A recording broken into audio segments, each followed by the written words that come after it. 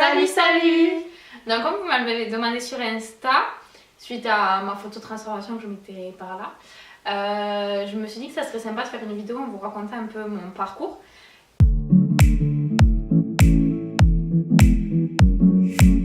Et il y en a tellement sur YouTube que je me suis dit que ça serait pas mal de partager avec un parcours un peu différent du mien, qui est celui d'Emma, donc celle que vous voyez souvent sur les vidéos et les photos d'Insta.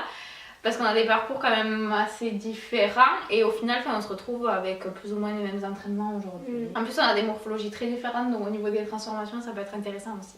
Donc pour commencer, pourquoi on s'est mis à la muscu? Est-ce qu'on va essayer peut-être que je le dis après?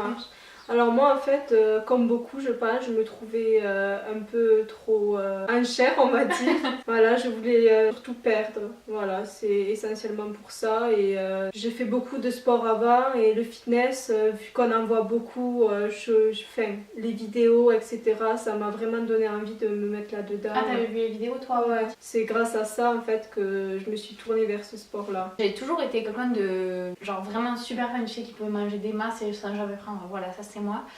Et du coup j'ai été mise sous pilule et à partir de là ça a été genre, j'avais jamais vu ça. Pourtant j'étais pas fat, enfin grosse à proprement parler, comme j'avais du ventre, des hanches, j'avais les cuisses bourrées de cellulite, mes fesses alors déjà qu'elles étaient flasques, là c'était flasque plus pendantes, c'était genre une mamie avant l'heure tu vois. Catastrophe. Voilà c'est ça. Après niveau sport, par quoi on a commencé?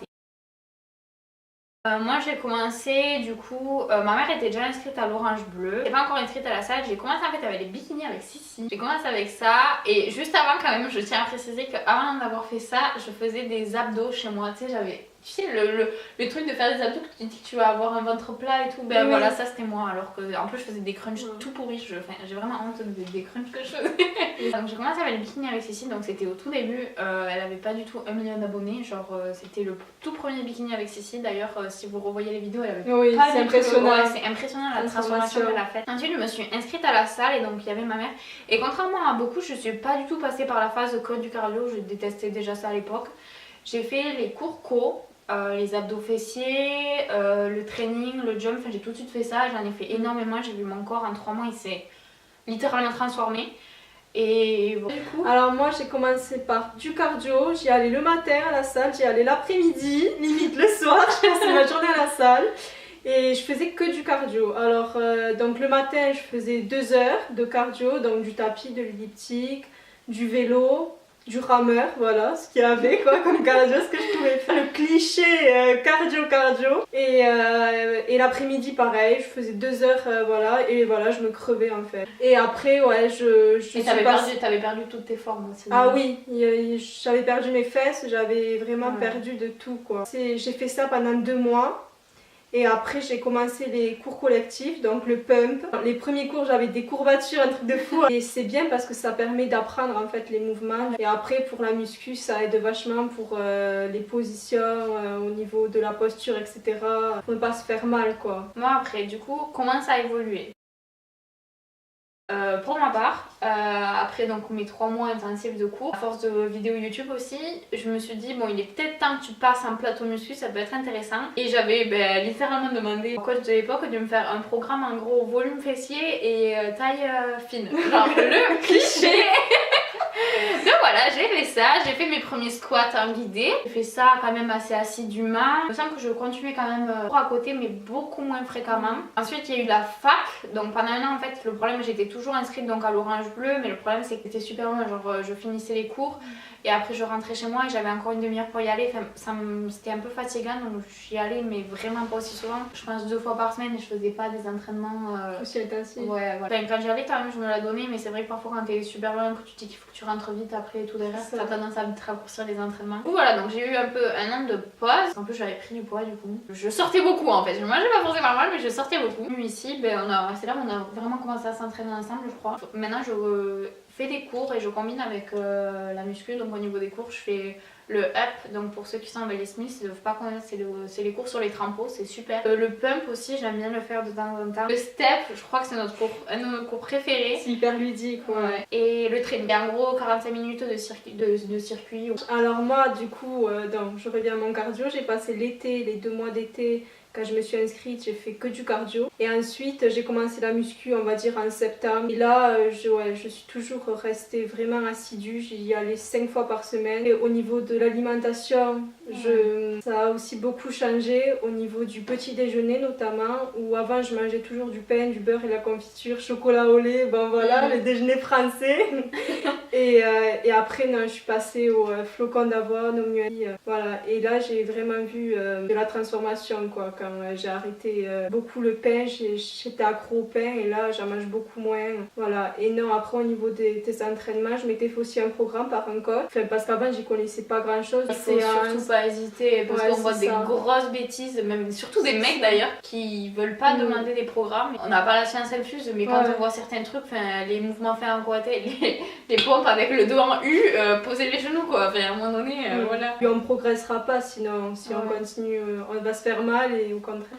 Après voilà, j'ai regardé beaucoup aussi de vidéos avec Sissi notamment, voilà. Et pour découvrir des exercices.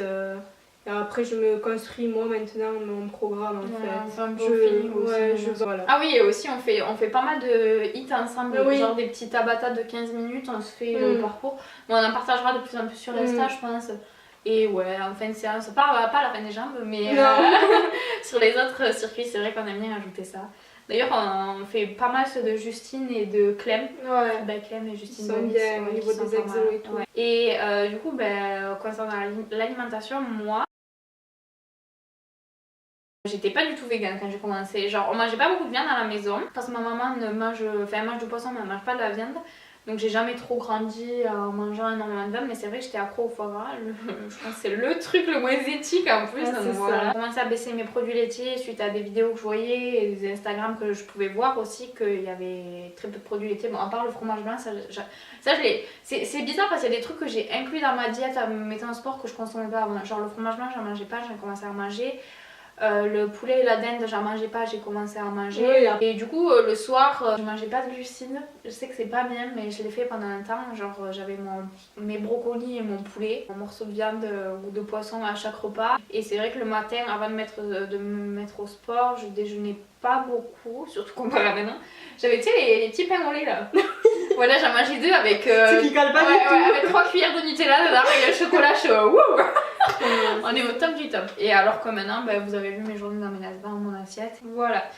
Donc, tes conseils du coup à des gens qui voudraient se lancer pour éviter les mêmes erreurs que tu as pu faire?